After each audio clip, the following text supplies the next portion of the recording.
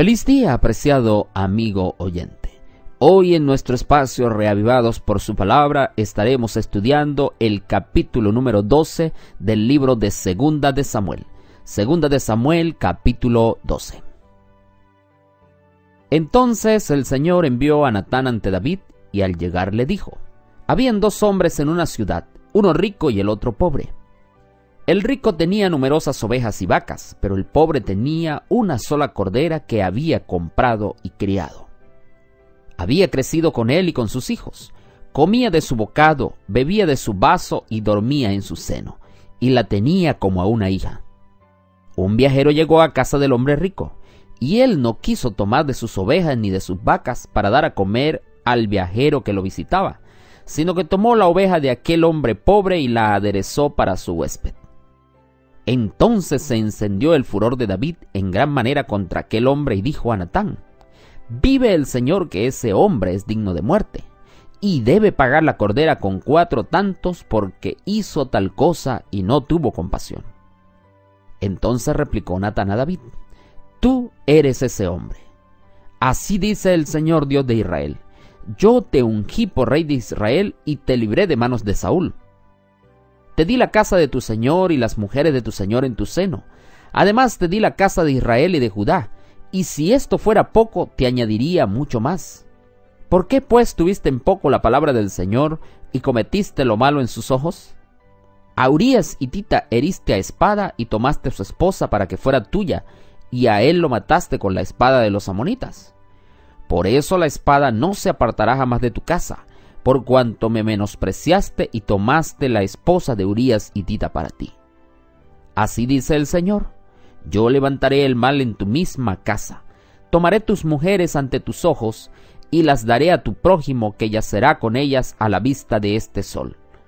Tú lo hiciste en secreto, pero yo haré esto ante todo Israel y ante el sol. Entonces dijo David a Natán: pequé contra el Señor. Y Natán respondió a David: también el Señor ha perdonado tu pecado, no morirás. Pero por cuanto con esta acción hiciste blasfemar a los enemigos del Señor, el hijo que te ha nacido morirá. Cuando Natán volvió a su casa, el Señor hirió el niño que la esposa de Urías había engendrado a David y enfermó gravemente. Entonces David rogó a Dios por el niño, ayunó, se retiró y pasó la noche acostado en tierra. Los ancianos de su casa lo instaron a que se levantara de la tierra, pero él no quiso ni comió con ellos. Al 7º día el niño murió, y los siervos de David no osaban decirle que el niño había muerto.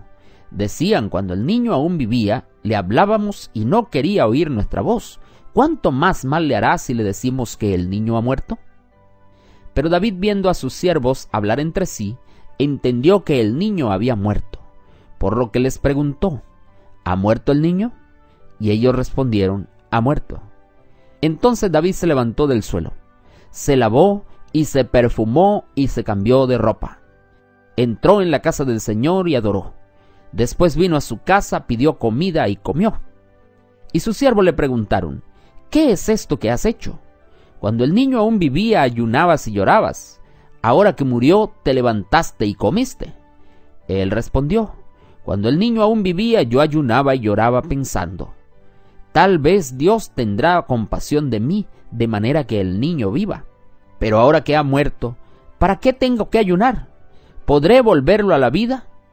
Yo voy a él, pero él no volverá a mí. Y David consoló a Betsabé, fue a visitarla y se unió con ella. Y ella dio a luz un hijo que llamó Salomón, a quien Dios amó. Y el Señor envió un mensaje con el profeta Natán, y por orden del Señor lo llamó Jedidía, amado por el Señor. Joab peleaba contra Rabá de los amonitas y tomó la ciudad real. Entonces Joab envió mensajeros a David para decirle: he sitiado a Rabá y he tomado la ciudad de las aguas. Reúne al pueblo que queda y acampa contra la ciudad, y tómala, para que no sea yo quien la conquiste y se le dé mi nombre. David juntó a todo el pueblo, fue contra Rabá, la combatió y la tomó, y quitó la corona de su rey, que pesaba 1 talento de oro, 33 kilogramos, y tenía piedras preciosas, y fue puesta sobre la cabeza de David, y trajo un gran botín de la ciudad. Además, sacó al pueblo que estaba en ella y lo puso a trabajar con sierras, trillos, hachas y en hornos de ladrillo. Lo mismo hizo a todas las ciudades amonitas. Después volvió con todo el pueblo a Jerusalén. Definitivamente, apreciado amigo oyente, Dios trae el arrepentimiento a todas las personas en distintas maneras. En esta ocasión, el profeta Natán, enviado por Dios, fue a hacerle ver la culpabilidad de David. Y Natán muy sabiamente presentó a David un caso de estudio para que éste le diese su juicio y decidiera qué iba a hacer al respecto. Y la injusticia del rico en la parábola era clara y repugnante. El rico había actuado con avaricia, con injusticia, sin ninguna compasión y sin ninguna justificación por el hecho. Y esto indignó a David, y lo que más deseaba era que ahora este hombre rico muriera. Y al reconocer la injusticia en la acción de aquel hombre rico, David ahora estaba en la posición que Natán quería. Natán había conseguido la reacción que buscaba en David y ahora podía confrontarlo directamente. Y por eso es que él empieza allí diciéndole, había dos hombres. Fue una alegoría hábilmente preparada para despertar la indignación de David y para que éste ahora pronunciara una sentencia sobre el delito que se había cometido. Y por eso es que la palabra de Dios se encarga de derribar las barreras que las personas construyen a su alrededor y penetra hasta lo más profundo del corazón de una persona. Después que se arma todo esto, entonces el profeta Natán le dice, la sentencia es esta. Tú eres ese hombre. Y es una sentencia universal. Tú eres el que has pecado. Y ahora David va a probar algo de los amargos frutos de su pecado y los resultados de su incapacidad para regir o para inspirar a sus hijos. Ahora David estaba en serios problemas. Era él el que estaba ahora al frente del profeta Natán. Y por eso es que más tarde en el Salmo 51, David no solo reconoce su pecado, no solamente pide perdón, sino que implora a Dios que creara en él un corazón limpio y recto delante del cielo. Y el Salmo 32, dicen algunos historiadores, que también pudo haberse originado durante esta crisis, como lo dice también el libro de Patriarcas y Profetas en la página 784 al 786. Sigue diciendo Patriarcas y Profetas en la página 781 que debido a su propia sentencia David era quien debía morir, pero en lugar de esto Dios decretó que muriera el hijo de su pecado, y para David la muerte de este niño iba a ser un castigo mucho mayor que su propia muerte. Como resultado de la amarga experiencia por la cual pasaría, David iba a ser inducido a una medida plena de arrepentimiento y conversión. El niño murió. Dios consoló a David y le dio otro hijo llamado Salomón.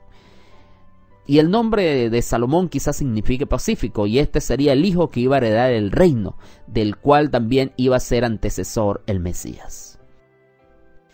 Jedidías, como dice allí, es literalmente amado por Jehová. David había pecado, pero Dios lo había perdonado. Dios todavía lo amaba, como también al hijo que había nacido de Betsabé. Y aquí en este capítulo podemos ver cuán grande es la misericordia de nuestro Dios, cuán bondadoso es el Señor, que no toma en cuenta nuestro pecado, sino que toma en cuenta lo que hay en nuestro corazón. Alabemos el nombre de Dios en este día, apreciado amigo, porque la misericordia de Dios es para siempre. Y cuando tengamos alguna falta o algún pecado que tengamos que confesar al Señor, hagámoslo porque Él es grande en mostrar su amor y su misericordia. Que Dios te bendiga, apreciado amigo. Que Dios te bendiga, apreciada amiga oyente. Una vez más te ha hablado el pastor Moisés Prieto, pero la palabra es la palabra de Dios.